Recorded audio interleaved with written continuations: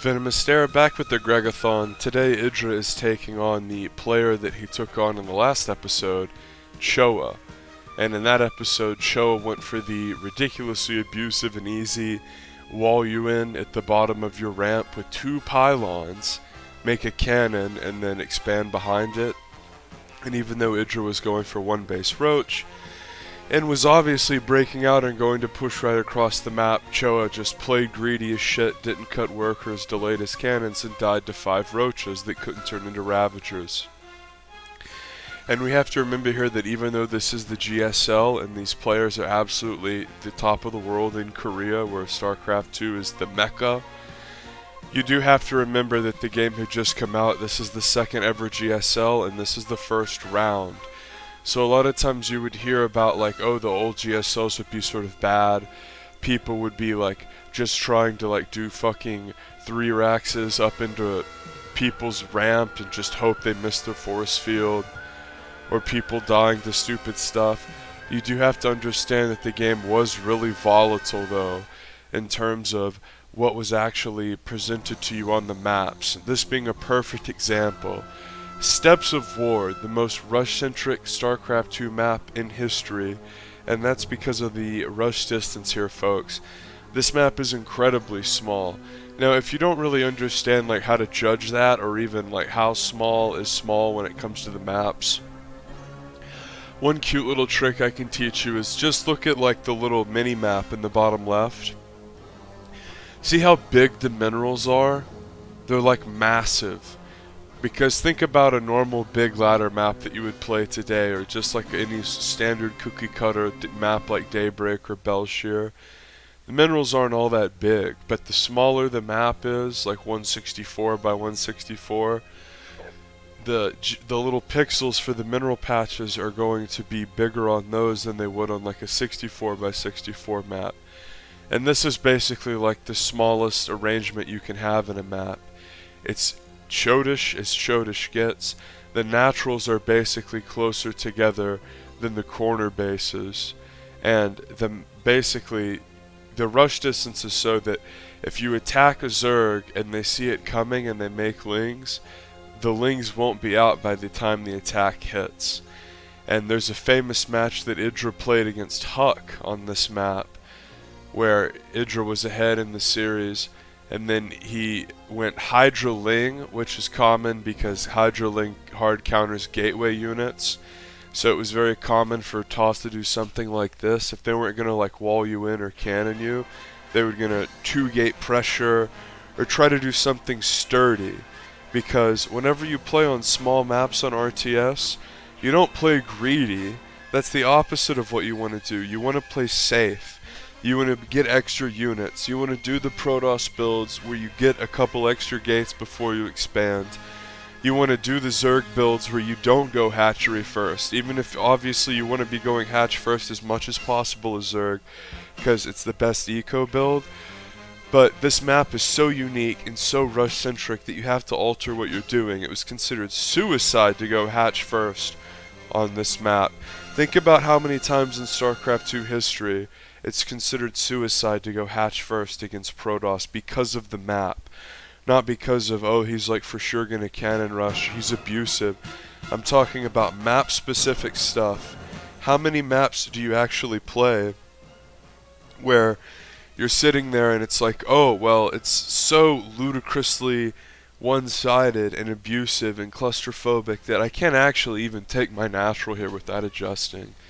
A lot of times back in this day, and even in the times preceding up into Heart of the Swarm, the things that you would have to worry about on maps would be like, there's this abusive spot in the mid-game, or there's this spot where people like to proxy frequently, or there's this abusive hiding spot. Like, those were the things you were thinking about with maps.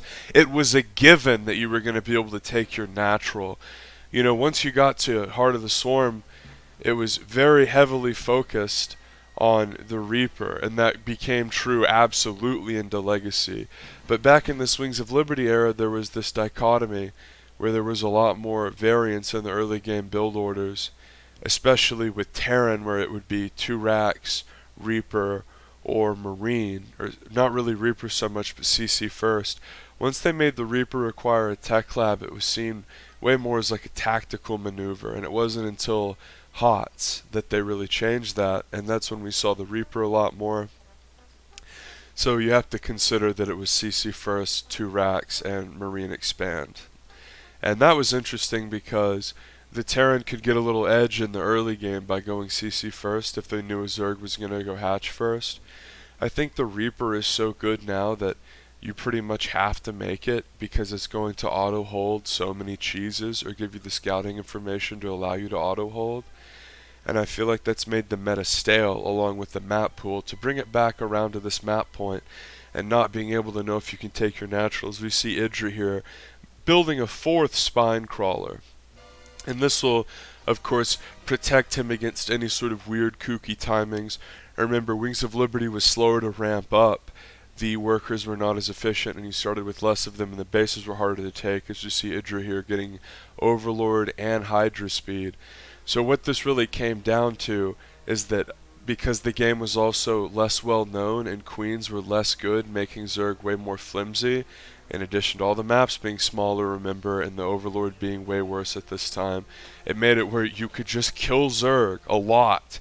It's not like now where a good Zerg seems almost infallible. They've got 6 forward queens, they've got creep halfway across the map before you can get your dick out. It was not like this at this time.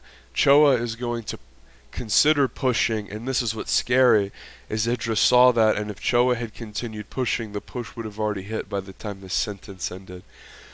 There was this really cool game where IdrA played Huck on Steps, and of course Steps is such a bad map for Zerg, so you have to do a lot of maneuvering just to even start to get your natural and drone and play the damn game. And IdrA really figured out that if you went a lot of spine, sort of, that would help you get, if you went a lot of spine in the early mid game, that would help you not die. And then he would do this. He would move his overlords all over the map and make a creep highway. And because the map is so short, it's only taking a handful of overlords. And then you move the spines forward. Again, something you couldn't do on a normal map. And here IdrA's just going to try to set the creep highway up. And what he really wants is to get that creep beneath the natural plateau of the Protoss so that the spines can start to pressure the base. But here we go. The spines, some of them start to burrow and the Hydras come up to help and get force fielded off. But the Protoss player is not teching into anything meaningful. He doesn't have a robo. He's not getting charge. So a lot of times when a player is doing something like this, we see this a lot in Brood War with Hydra Bust. It's like you're eventually teching up to something that allows you to hold the push. In Brood War it's Storm, or it's almost always Storm, sometimes it's Reaver. And like in this matchup it could be Storm, it could be a couple of 3 Immortals, but really it was Colossus at this time. And another thing about doing these Overlord-centric pushes is they give you high ground vision. A lot of times when Zergs would go for these ground pushes in this era, it would be like, well shit, my push is petering out, and then they have high ground advantage. My flimsy ass Hydras are taking pot shots, and this is the spot I was talking about. In the same way that Terran loves to put tanks there, because it can pressure the natural and the gas, and force a fight, and the Zerg can do the same thing in this creep highway strat.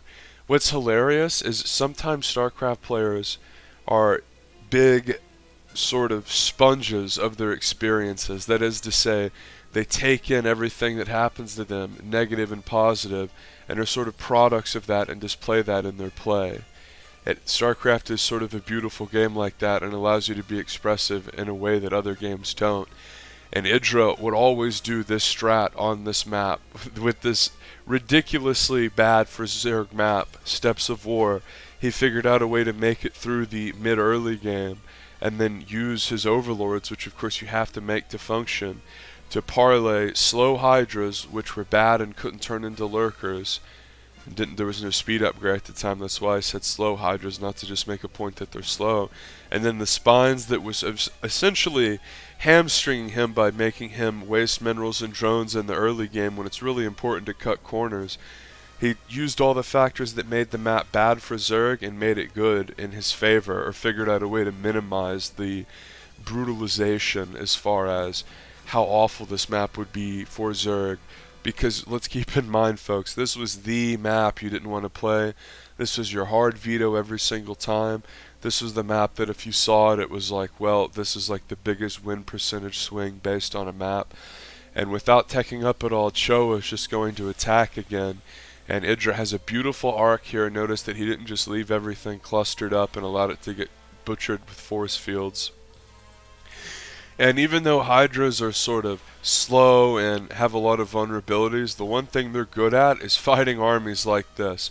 All fucking gateway units, no severe upgrade disparity, no charge, no blink, no mass force field abuse. And this is why Hydra Ling is sort of the counter to gateway all-ins. And Choa GG's there, so IdrA moves on to the round of 32.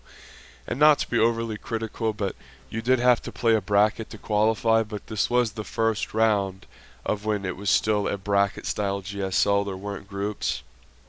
And let me put it to you this way. Choa probably got through the qualifier building cannons and pylons at the bottom of people's ramps and doing dumb all-ins. Because we saw there, after IdrA went for that Speedling expand, which countered his 2-gate opener, once he took a natural, he was really just sitting there with his thumb up his ass. He didn't have a concept as far as the next step in his build order. Do I go, even if it wasn't good, like let's just say like, oh, he went into charge and like charge into Hydra Ling's spine and like it didn't work. At least it's a plan.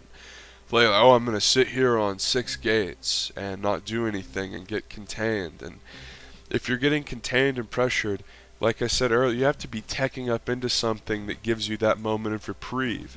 This goes all the way back to freaking Brood War, folks. In Terran vs. Protoss, the best matchup in that game, where the Protoss player can pressure the Terran early when the Terran is doing their initial bit of expanding. The Terran will have a bunker up while they're getting factory units, and they will mass repair the bunker that will often be pressured by ranged Dragoons. Point being is once Terran gets siege tank, especially with siege mode out, that's part of the harass sort of ends for Protoss. Like once the siege mode completes, it's like, okay, well I have to go home, or like go into at least in my next step of my all-in, whether it be like a Bulldog or a Reaver or whatever. So that is sort of the point, is okay, you're sitting here with the disadvantage as far as you're being contained. Your thumb is sort of in your ass as far as your ability to win the game and do anything productive, or even get out of your fucking base. So you gotta do something. You gotta tech up. You gotta add even more gates and try to get out with mass gate. Like, there has to be light at the end of the tunnel.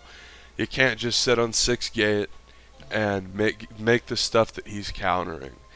And I like these old games because they are so old we can learn like rudimentary RTS lessons from them. Interestingly here we see Jinro took down a player called Drug. I wonder if that was the guy that went on to play League of Legends. Who knows? I always think it's cool when there's all these Korean names up here. Obviously it's the GSL, and then there's like the foreigner name that stands out like a sore thumb. And IdrA and Jinro both go on in advance, so you love to see that. Also Pult winning, Pult Prime, and Zenio, the player that got kind of hard-ass with IdrA the other day, is not advancing, so that's kind of cute. Anyway, sub for more.